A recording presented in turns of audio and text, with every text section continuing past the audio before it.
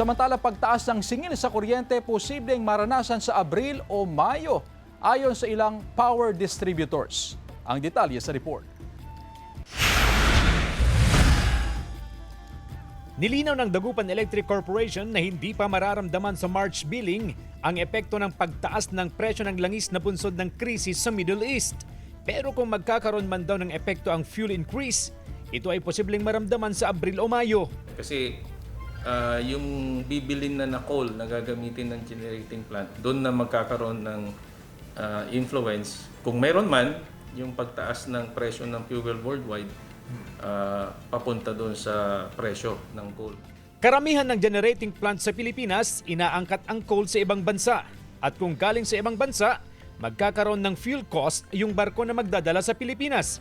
At kung magkano man yung ginastos, yun yung magiging epekto ng increase sa generation charge na sumasaklaw sa 50% ng total bill sa kuryente.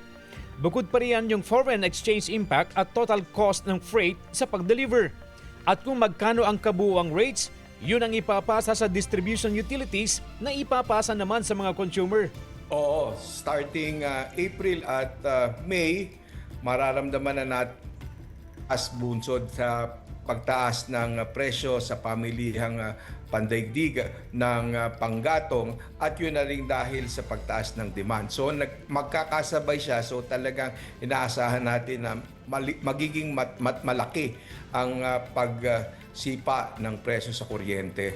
Gayunman, hindi matiyak ng DECORP kung magkano ang itataas sa generation charge pagdating ng mga susunod na buwan.